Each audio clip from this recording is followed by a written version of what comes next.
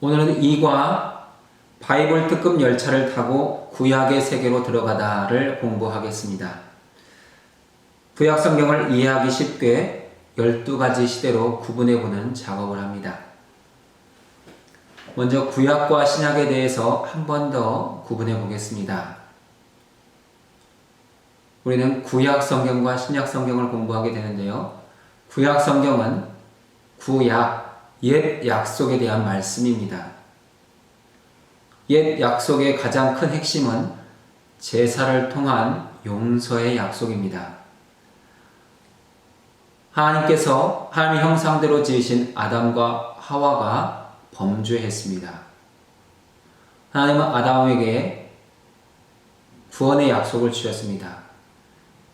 창세기 3장 15절을 통해서 여자를 통해서 구원자, 메시아를 보내줄 것을 말씀하셨습니다.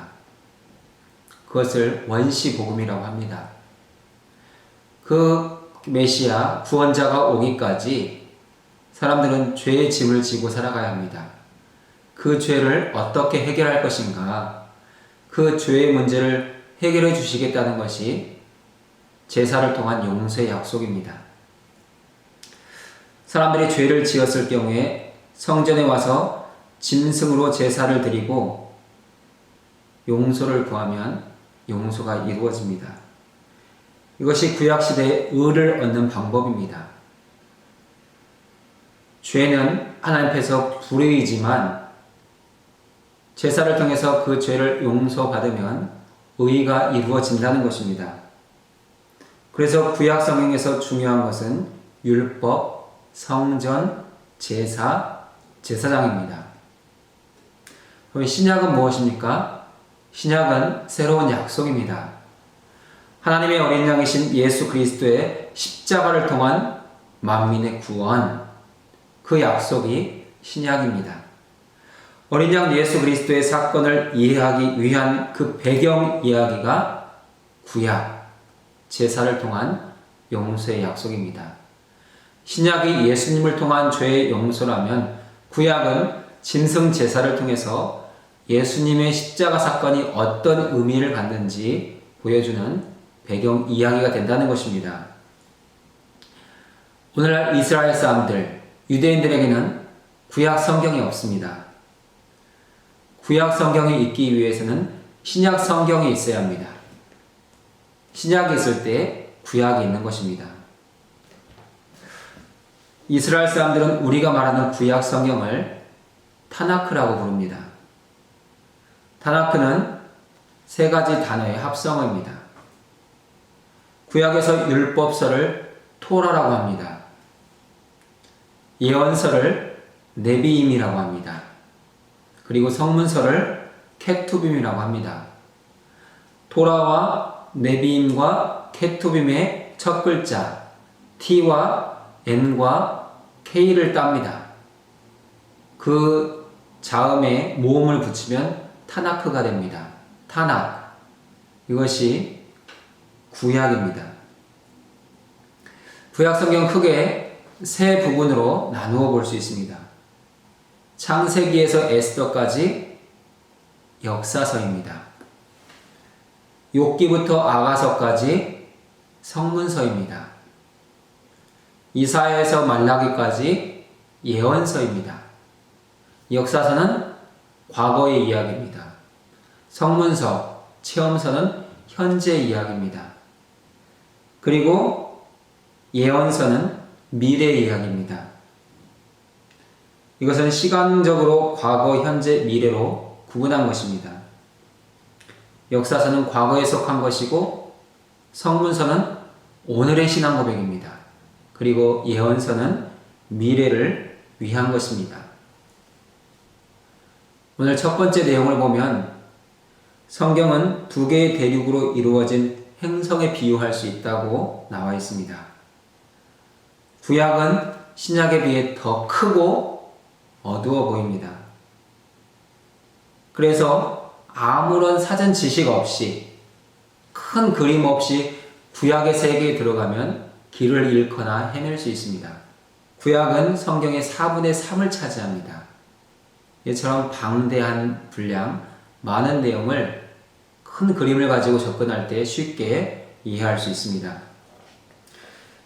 우리는 구약반 성경 공부를 통해서 성경 전체를 머릿속에 저장해 두면 구약의 숲을 방문할 때마다 길을 잃지 않고 내가 원하는 목적지에 정확하게 도착할 수 있습니다. 그러면 첫 번째 내용을 다루어 보겠습니다. 최고의 책, 최고의 북 디자이너. 최고의 책은 성경입니다. 하나님께서 성령의 감동으로 지으셨기 때문에 최고의 책입니다. 최고의 북 디자이너는 하나님이십니다. 성경은 내용과 구조가 치밀합니다. 처음부터 끝까지 하나님의 사랑, 예수 그리스도의 구원에 초점이 맞추어져 있습니다. 그래서 성경을 읽게 되면 구원에 이르는 지혜를 얻을 수 있습니다. 구약 성경은 크게 세 부분으로 나눌 수 있습니다. 처음 17권은 역사서입니다. 히브리 민족의 과거 역사에 초점을 맞추고 있습니다. 그 다음 5권은 체험서입니다. 성문서라고도 합니다. 개인의 현재에 초점을 맞추고 있습니다. 오늘의 신앙 고백을 다루고 있다고 할 수 있습니다. 그리고 다음으로 나오는 17권은 예언서입니다. 미래에 대한 예언에 초점을 맞추고 있습니다. 그러면서 다시 민족적입니다. 하나님의 택한 백성들이 어떻게 회복될 것이고 구원을 얻을 것인가, 그 내용을 다루는 것이 예언서입니다. 물론 여기서 말하는 과거, 현재, 미래는 상대적인 개념입니다. 구약 성경 전체는 사실 과거의 내용입니다. 2000년보다 훨씬 전의 이야기, 3000년 그 이상 더 과거의 이야기입니다.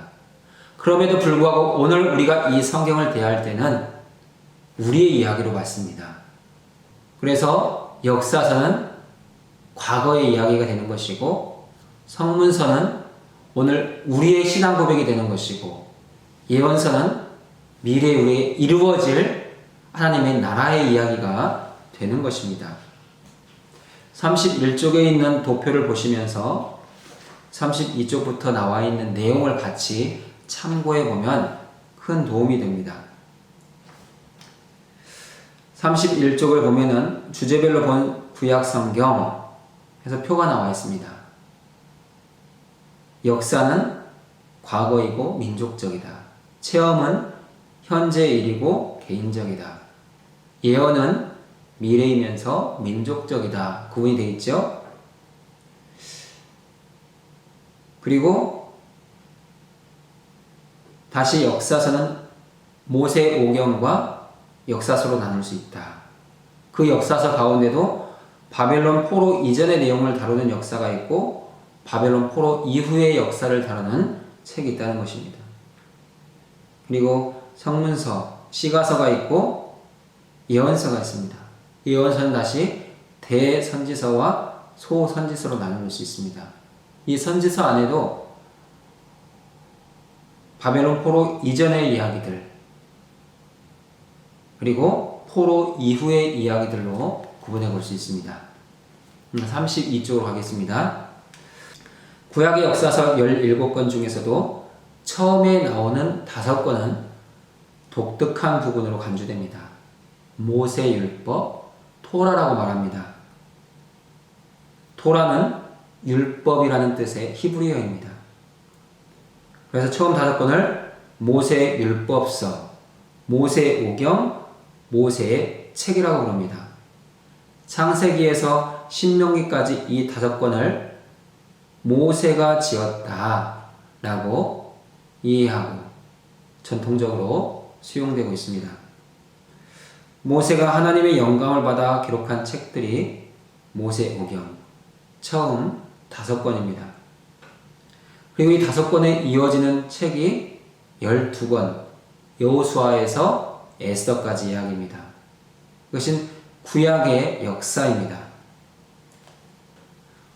예언서 또한 두 그룹으로 나눌 수 있습니다. 처음에 나오는 5권은 대예언서입니다. 이사야에서 다니엘까지. 그리고 5권에 이어지는 12권은 소선지서입니다. 대선지서와 소선지서로 구분하는 것은 큰 선지자, 작은 선지자라는 의미가 아닙니다. 구약 성경에 쓰여진 분량에 따라서 분량이 많으면 대선지서, 분량이 적으면 소선지서라고 말하는 것입니다. 책의 분량을 통해서 대선지서와 소선지서를 나누었습니다. 역사서 중에서 모세오경 뒤에 이어지는 9권의 책과 소선지서 가운데 처음 9권은 바벨론 포로 이전에 쓰여진 책들입니다. 이 18권의 책을 합쳐서 BBC, 바벨론 포로 이전이다 구분하고, 나머지 역사서 3권과 예언서 3권을 합쳐서 ABC, 바벨론 포로 후기에 쓰여진 책이다 구분을 합니다.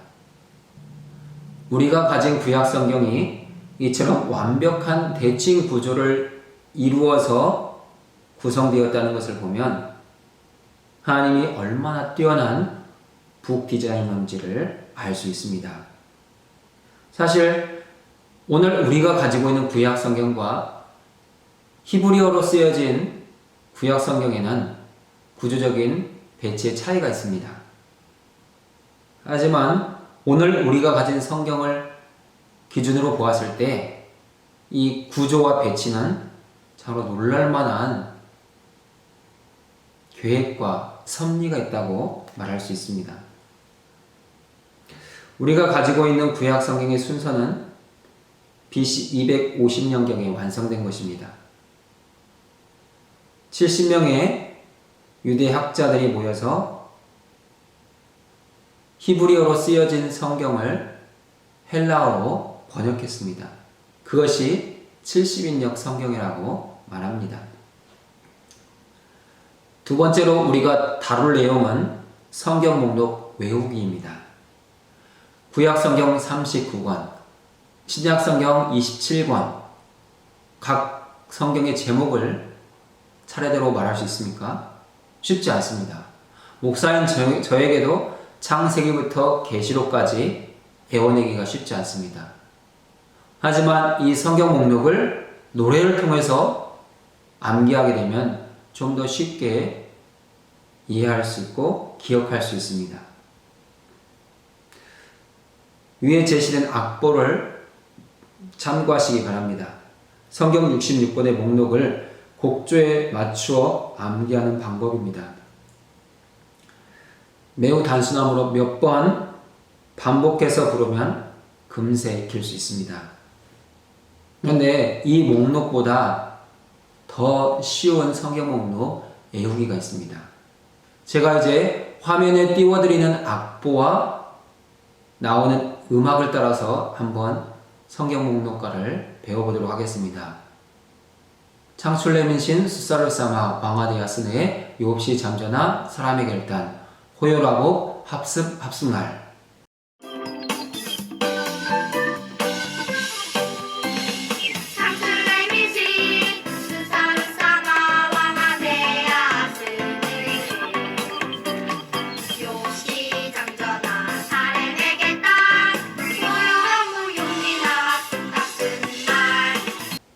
간단하죠?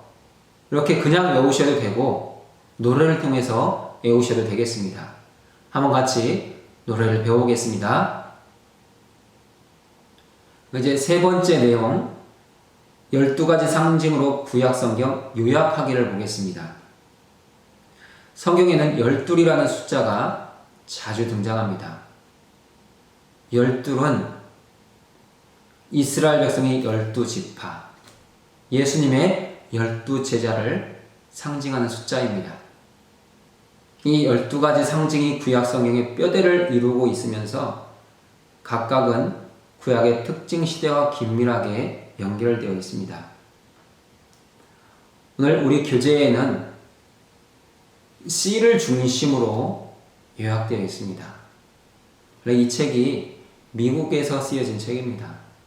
그래서 영어 단어 C와 관계된 12개의 상징을 가지고 정리한 것입니다. 첫 번째 상징은 창조입니다. 창세기 1장에서 11장까지의 내용을 정리한 것입니다. 창세기 1장부터 11장을 우리는 원역사, 원시 역사라고 말합니다. 하나님께서 엿새 동안 천지 만물을 창조하시고 사람을 지으셨습니다. 그리고 일곱째 날 안식하셨습니다. 하나님의 형상대로 지음받은 첫사람 아담과 하와에게 하나님은 이 땅에서 살아갈 말씀을 주셨습니다.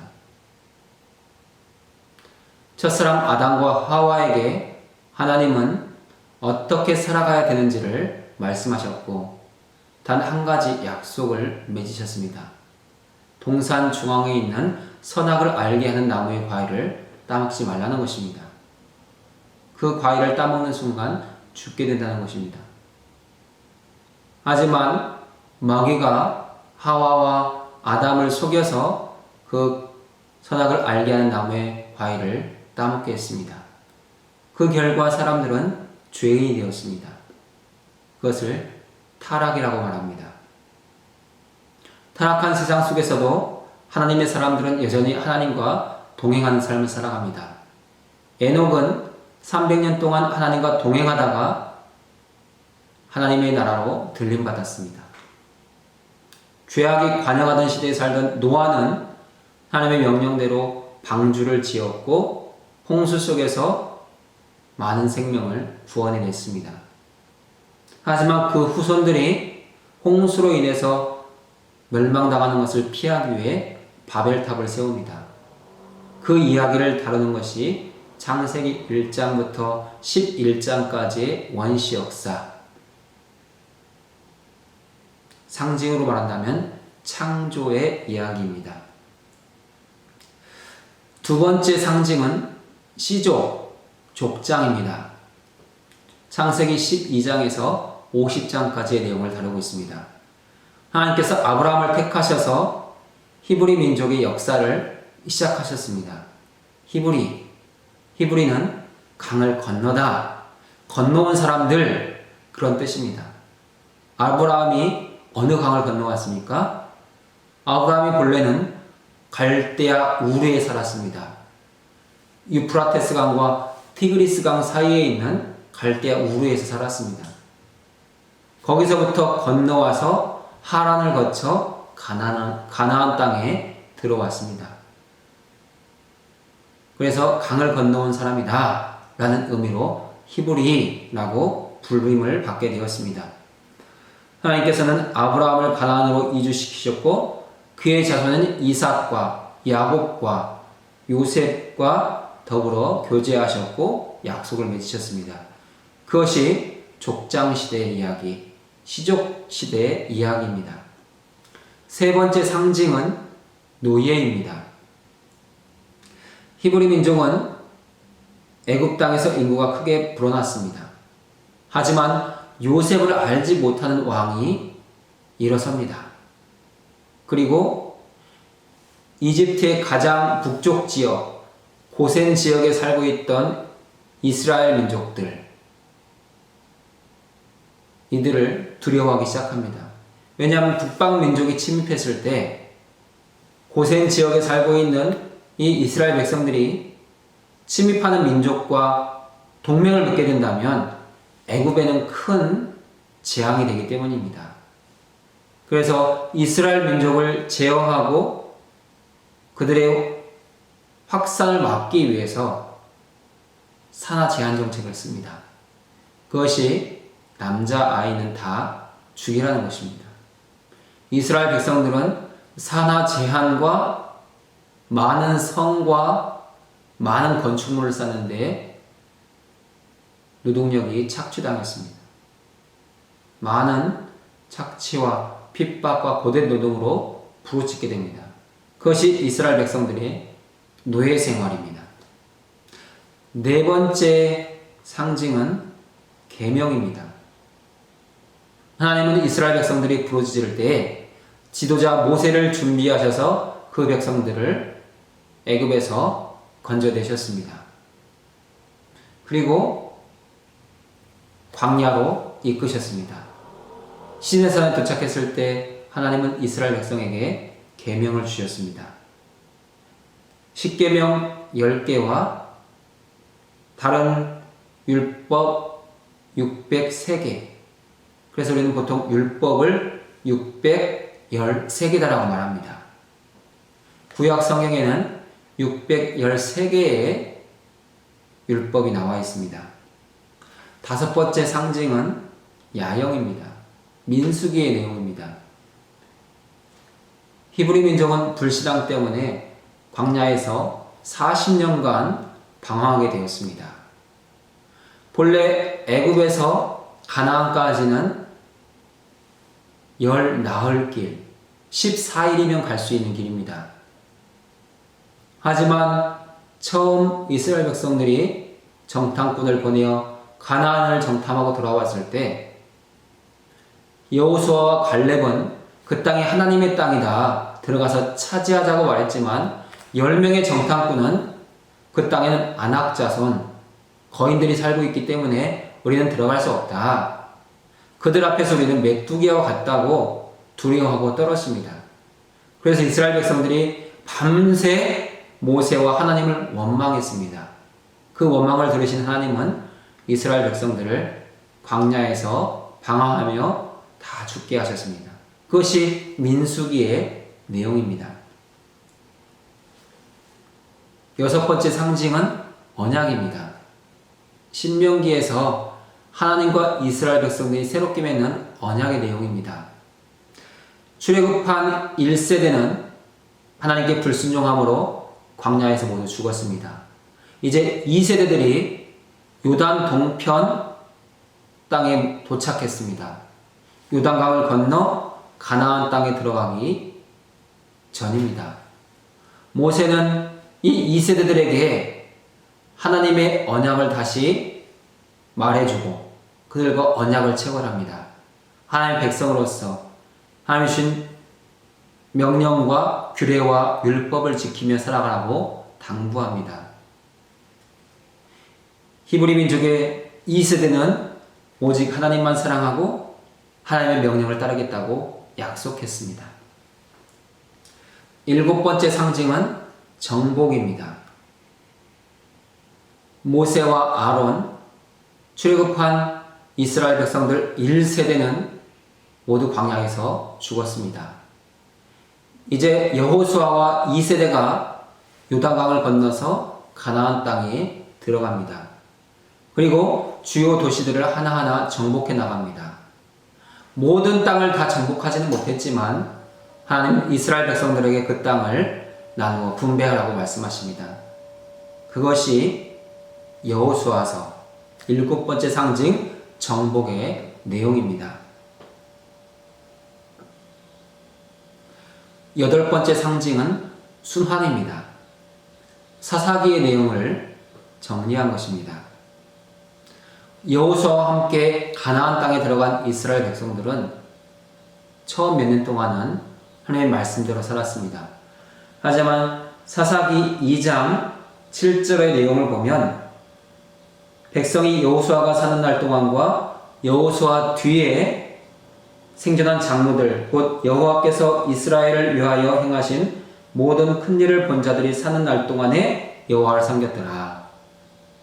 여호수아가 살아있는 동안과 여호수아와 함께 장로가 되었던 사람들이 살아있는 동안에는 그들이 하나님의 말씀대로 하나님을 예배하고 우상을 섬기지 않고 규례와 율례와 법도를 지켜 행했습니다.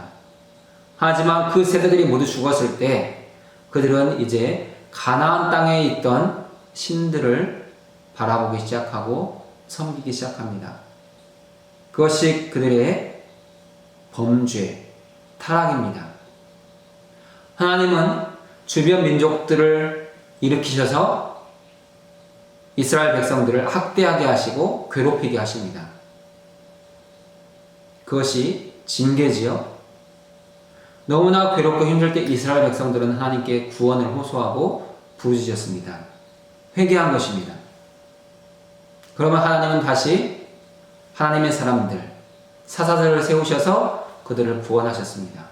이스라엘의 범죄와 하나님의 징계, 회개와 구원, 이것이 계속해서 이어집니다. 사사기를 보면은 모두 14명의 사사가 등장합니다. 그것은 무슨 뜻입니까? 이런 순환, 범죄와 징계, 회개와 구원의 역사가 14번이나 나타났다는 것이죠. 그만큼 이스라엘 백성들은 하나님 앞에서 쉽게 범죄했고 타락했습니다. 사실 이스라엘 백성들의 이 순환의 모습은 우리의 모습이기도 합니다. 우리도 너무나 쉽게 하나님 앞에서 범죄하고 어려움을 만나면 회개하고 하나님의 구원에 대해서 감사하고 기뻐하지만 또 너무 쉽게 죄에 빠지는 것이 우리의 모습이라는 것입니다. 9번째 상징은 왕관입니다. 사사시대를 살던 이스라엘 백성들은 이제 왕을 요구하게 됩니다. 우리가 이렇게 힘들게 어렵게 살아가는 이유는 우리에게 왕이 없기 때문입니다. 우리에게 다른 민족들처럼 왕을 주십시오. 그러면 우리가 어려움에 빠지지 않고 대적들로부터 괴로움을 당하지 않고 하나님의 백성으로서 잘 살아갈 수 있습니다. 그런 요청을 한 것입니다. 하나님은 이스라엘 백성들의 요구를 들으셨습니다.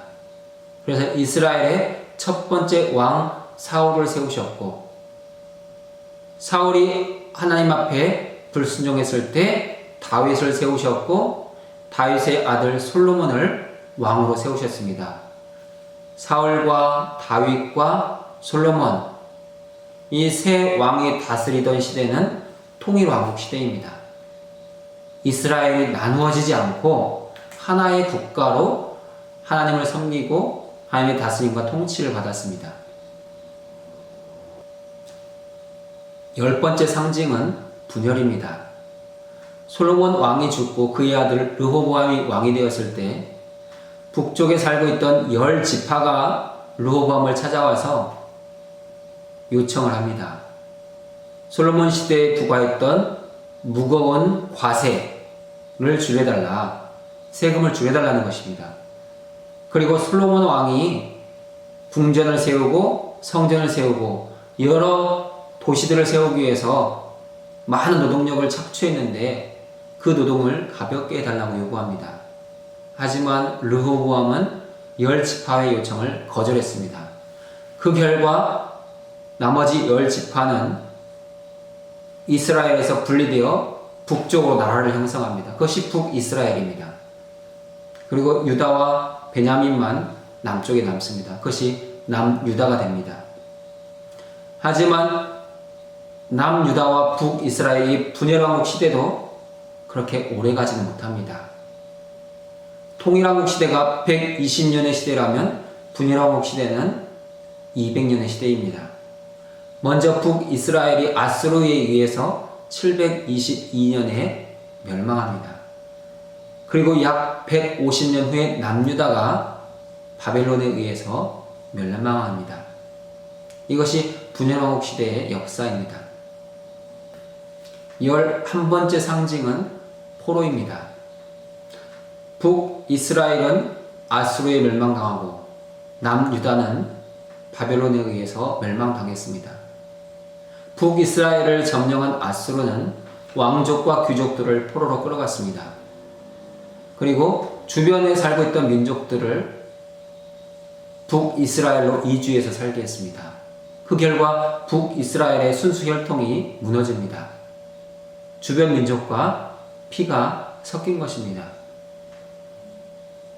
그 결과 남유다는 북이스라엘을 바라볼 때 너희들은 피가 더러워졌다 라고 말하면서 이방인 취급을 하기 시작합니다. 남유다 역시 바벨론에 의해서 멸망당하고 왕족과 귀족들이 바벨론으로 포로로 끌려가게 되었습니다. 마지막 12번째 상징은 건축입니다. 파사, 페르시아가 바벨론을 정복하고 고레스 왕의 칙령을 통해서 포로들이 모두 고향으로 돌아갈 수 있도록 허락해 주었습니다.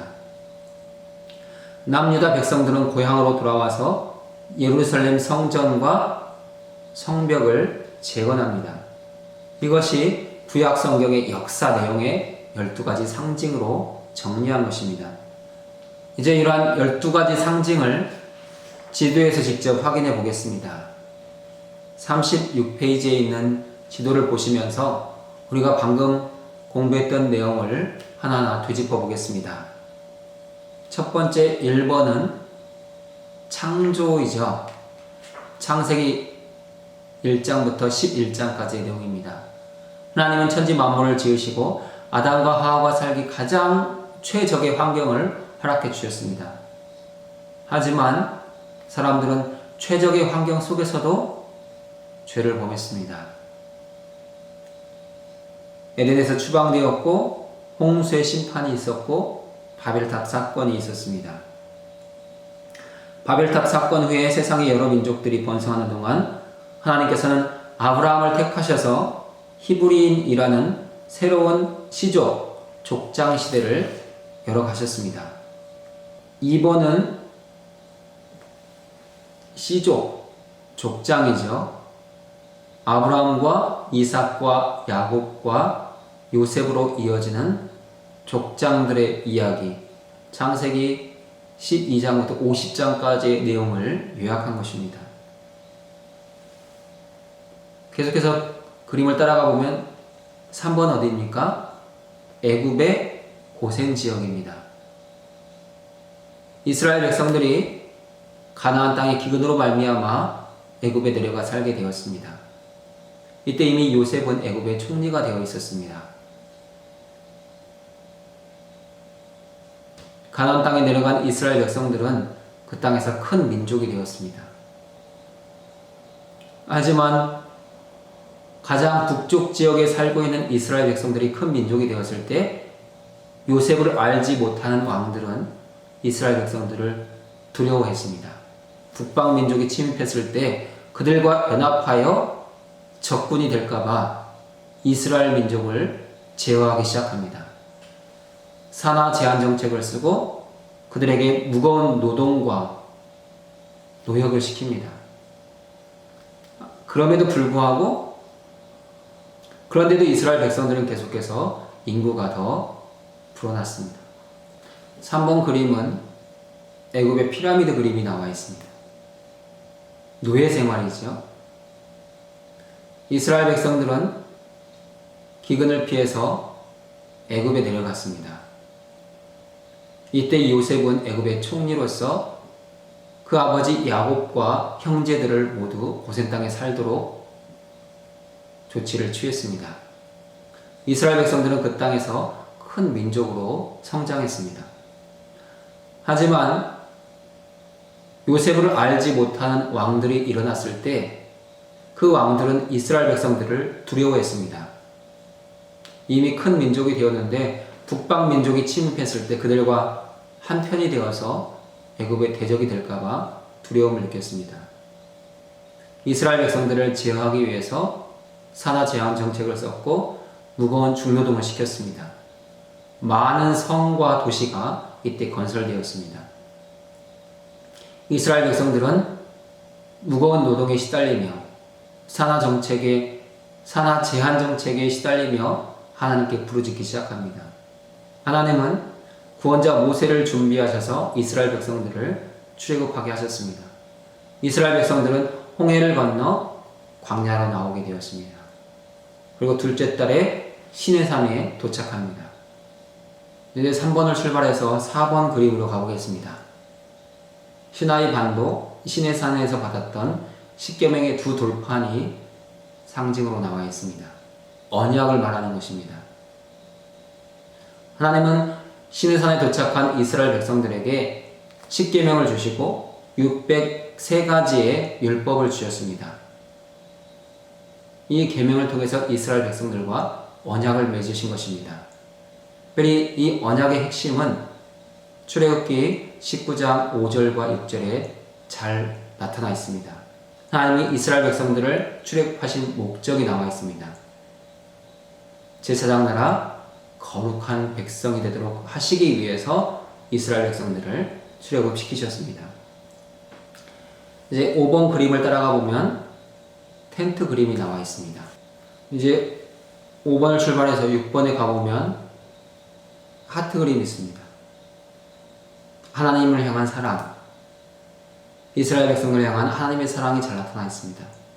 이것이 언약 체결입니다. 신명기서의 내용입니다.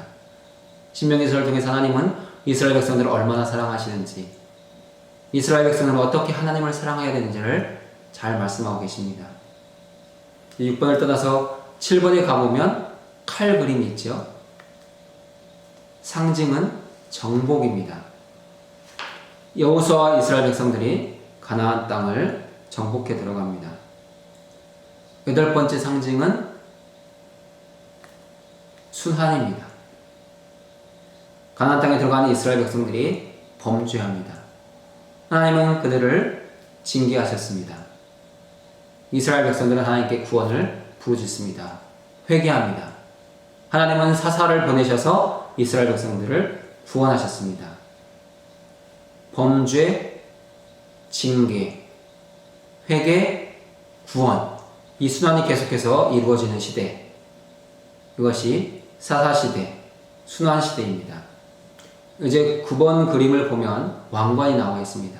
9번째 상징은 왕관입니다. 통일왕국시대, 이스라엘 백성들이 왕을 요구했고 하나님 그들에게 왕을 주셨습니다. 사울과 다윗과 솔로몬으로 이어지는 통일왕국시대가 왕관시대입니다. 그러나 이 왕관시대는 오래가지 못했습니다. 10번 그림에 보면 깨어진 왕관이 있습니다. 분열이 10번째 상징입니다. 분열 왕국시대, 남유다와 북이스라엘로 분열되었습니다. 11번은 두 지역으로 이스라엘 백성들이 끌려간 모습이 보여지고 있습니다. 북이스라엘은 아수르에 의해서 포로가 되었고 남유다는 바벨론에 의해서 포로가 되었습니다.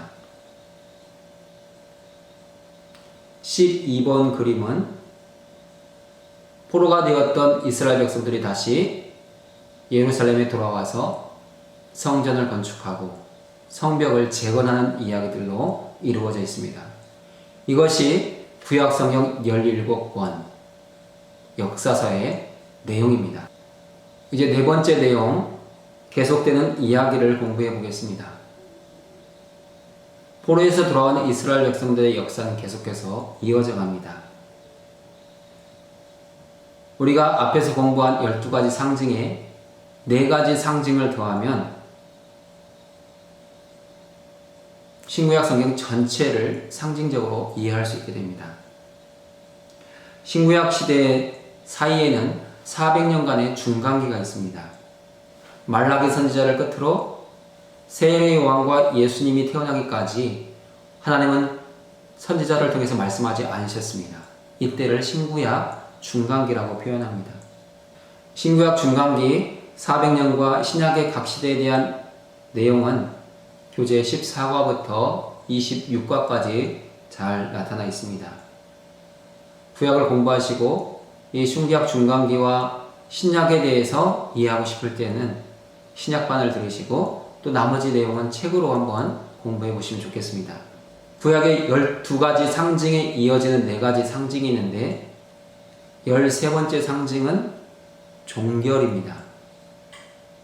구약과 신약의 중간기 400년 동안 선지자를 통한 하나님의 직접적인 계시, 말씀이 없었다는 것입니다. 14번째 상징은 그리스도입니다. 하나님이신 예수 그리스도께서 인간 세상에 오셨고 인간의 죄 때문에 십자가에서 죽었다가 다시 살아나셨습니다. 십자가와 부활, 예수 그리스도를 통한 구원 사건, 이것이 14번째 상징입니다. 15번째 상징은 교회입니다. 사도들의 복음 전도와 제자들의 복음 전도를 통해서 예루살렘과 유대와 사마리아와 땅끝까지 교회가 세워졌습니다. 마지막 16번째 상징은 완성입니다. 십자가와 부활을 통해서 구원을 이루시고 완성하신 주님은 하나님 보좌 우편으로 다시 승천하셨습니다. 하나님 보좌 우편에서 우리를 위해서 중보하시고 우리의 구원을 위해 일하시다가 하나님이 정하신 때가 되면 다시 우리에게 오실 것입니다. 예수님은 다시 재림하셔서 하나님의 나라를 완성하실 것입니다. 그것이 세상의 종말입니다. 5번째 내용은 의미 있는 성경 읽기입니다. 우리가 구약 성경을 읽을 때 성경을 처음부터 끝까지 읽든지 아니면 연대기조로 읽든지 성경을 읽는 것이 중요합니다. 우리는 성경을 통해서 하나님을 만나게 되고 하나님의 마음과 뜻을 깨닫기 때문입니다. 또 성경을 읽으면서 각 장마다 제목을 붙여보면 훨씬 이해하기가 쉬워집니다. 예를 들어 창세기 1장은 엿새 동안의 천지 창조라고 제목을 붙이고 기억할 수 있습니다. 창세기 2장은 아담과 하와의 동산, 창세기 3장은 뱀의 유혹과 죄와 형벌, 이렇게 제목을 붙여서 읽고 암기해두면 우리가 말씀을 들을 때나 성경을 공부할 때 훨씬 이해하기가 쉬워집니다. 먼저 큰 숲을 그리고 그 나무들 하나하나를 살펴보면 숲 전체를 이해할 수 있는 것과 마찬가지 원리입니다. 이제 마지막 6번째 내용은 성경 각 권의 주제 기억하기입니다. 성경마다 주제가 있습니다. 창세기는 시작의 이야기입니다. 출애굽기는 구원의 이야기입니다. 레위기는 언약의 말씀입니다. 민수기는 택한 백성들의 삶입니다.